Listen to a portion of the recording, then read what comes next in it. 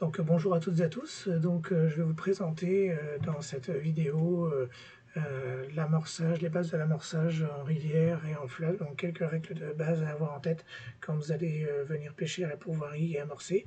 Ceci est valable malgré tout sur tous les spots que vous irez pêcher en rivière et en fleuve.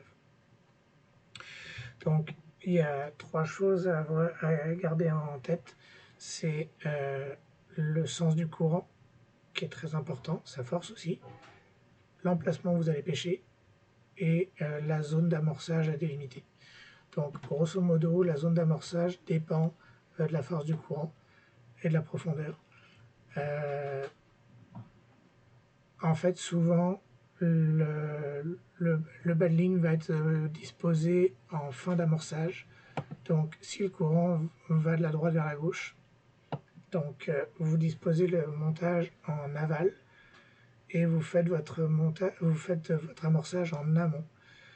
Donc s'il n'y a pas beaucoup de fond ou que le courant est très faible, vous pouvez faire une petite zone d'amorçage, admettons sur une longueur de peut-être 30 pieds par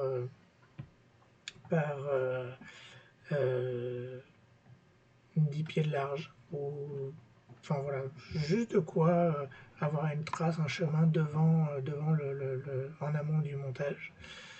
Si le courant est un peu plus fort, vous remontez un peu plus, etc. Puis dans certains cas, quand le courant est très fort ou avec beaucoup de profondeur, il ne faut pas hésiter à remonter jusqu'à 100 pieds en amont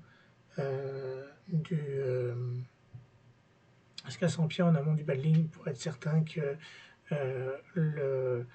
l'amorçage descend jusqu'à votre battling et un peu avant, puis pas que l'amorçage se retrouve très loin derrière le battling. En vue aérienne, ça donnerait ça la zone d'amorçage. Donc, sens du courant toujours de droite vers la gauche, battling ici, les zones d'amorçage en pointillés jaunes, le quai en numéro 4, donc la tente, là c'est juste pour vous les points de repère en numéro 5, la canne en numéro 6, et puis là c'est un arbre juste de la végétation.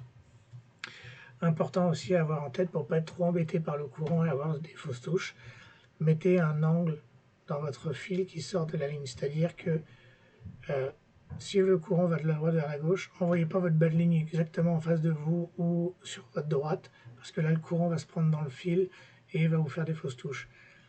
Plus vous allez avoir d'angle, en